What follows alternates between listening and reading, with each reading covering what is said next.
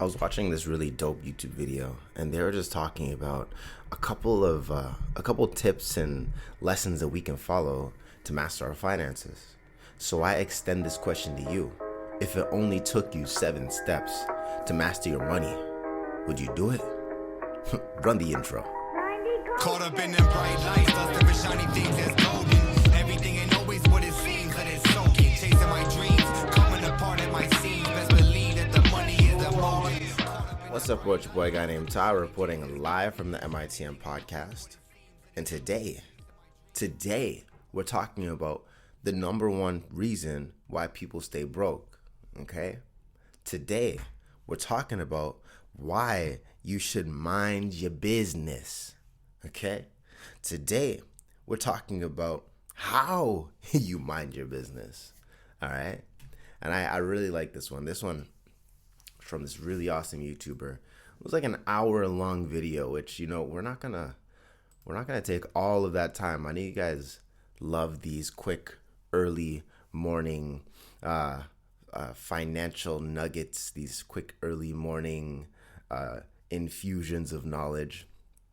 So I'm just gonna hop right into it, and we're gonna start with number one.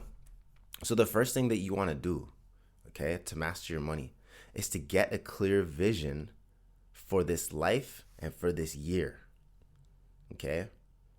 And this clear vision for this life and this year, you want to say, okay, in my life, what exactly do I want to experience? What exactly do I want to do? Okay? What meaningful change do I want to make? How do I want to contribute to society? All right? And once you do that, you want to start looking at, hey, how much money do I want? How much money I'm going to have? Okay? So you're going to sit down and write down what your goal is to make more money. Okay? You're going to write down all of your different goals in 2023 to make, well, all of your goals in general. Okay? Then you're going to start doing a zero-based budget. Now, if you don't know what a zero-based budget, make sure you go and check out the podcast that talks about a zero-based budget. We're not going to break that down here today because I'm trying to give you guys this knowledge in a nice, sweet, condensed time frame. Okay? In 2023, are you going to make more money online? Or how are you going to make more money in general? Are you going to take up more shifts? Are you going to take up an extra job? Are you going to launch that online business that you've been waiting to do? Are you going to sell a course? Are you going to do online tutoring about that thing that you're knowledgeable about and good at? Okay. So number one, clear vision, and how exactly do you want to make more money? Okay. Number two, get out of debt. You want to get out of debt. And the best way for you to get out of debt is to do the MITM 5-day base camp challenge. And once you do the MITM 5-day base camp challenge, you'll have every single thing that you need to master your finances. And a part of mastering your finances is getting together all of your debts, understanding your assets, your liabilities. And maybe if you don't understand what those words mean, what an asset is, what a liability is, it's another reason why you should take the course. Or maybe you do understand what your asset versus liability is, but it's been a while since you've looked over it, so you should take the course. Link in bio. Okay? You want to get out of debt. So join that course and then talk with an advisor. Talk with somebody that understands money. Talk with somebody that can help you master your money. Talk with someone that can help you have a done-for-you plan. Okay? All right, number three. Number three is to start building out your emergency fund.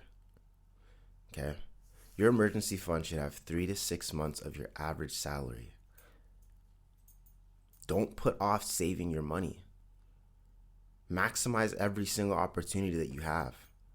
So many people say, oh, I'll save later. And then something comes up, and that money's gone. You never had a chance.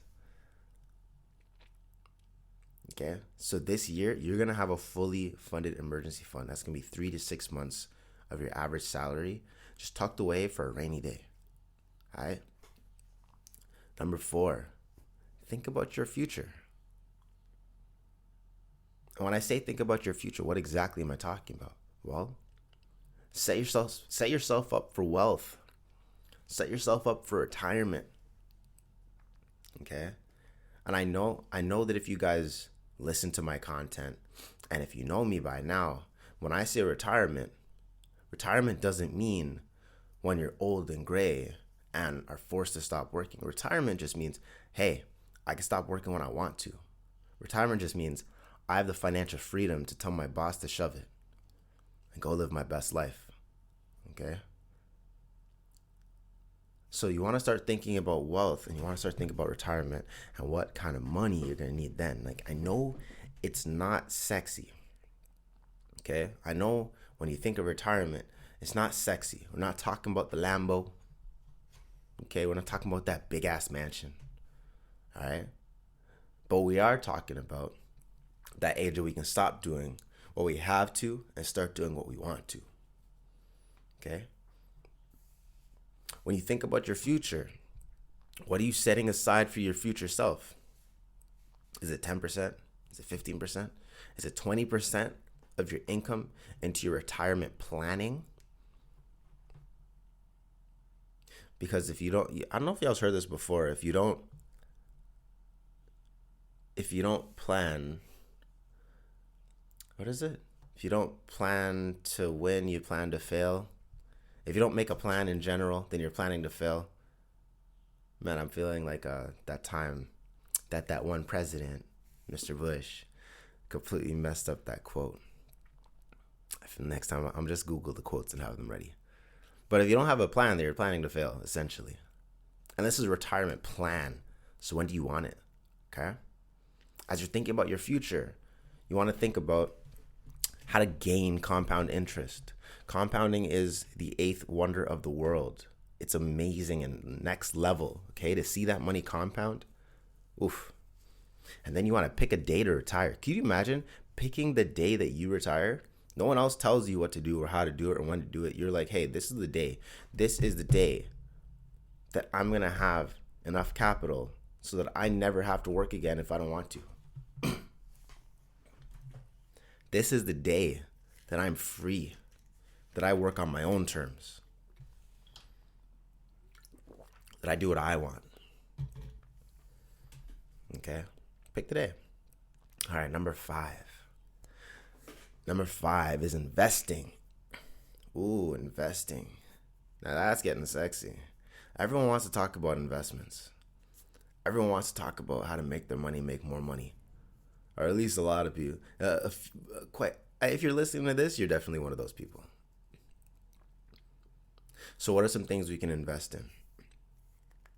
Maybe you invest in segregated funds. A segregated fund is like a mutual fund, okay? The only difference is you're protected on the downside. So let's say the market crashes by 50%.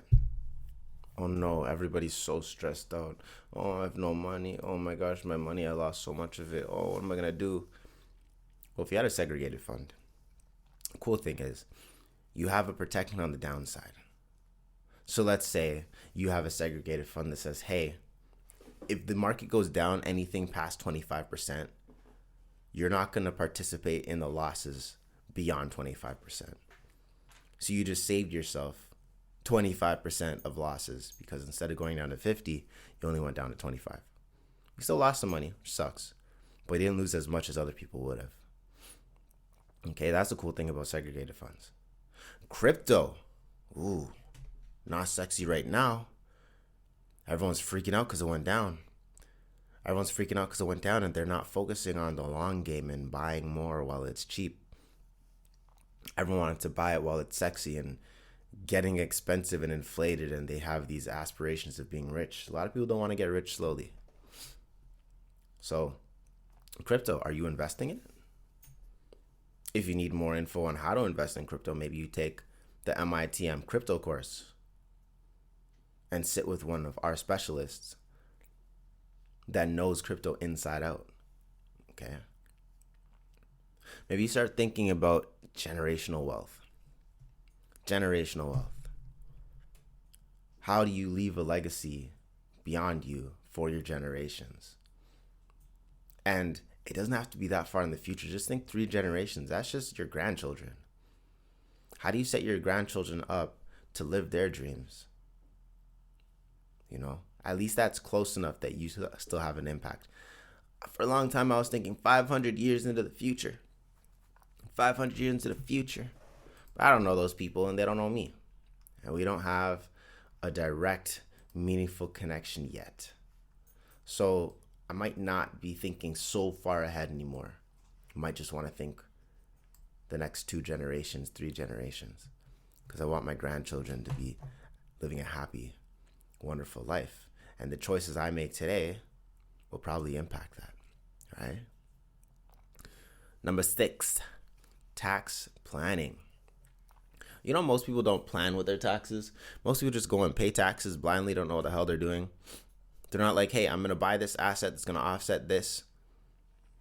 I'm going to go and invest in this over here, receive this. Oh, my crypto went down. I can use that and say I had a loss this year. Maybe you didn't actualize your loss. Like, hey, I had a loss this year. Oh, lower my taxes. Hey, I'm a small business owner. So my car that I have to drive around, yeah, that's a depreciating asset. Offset my taxes.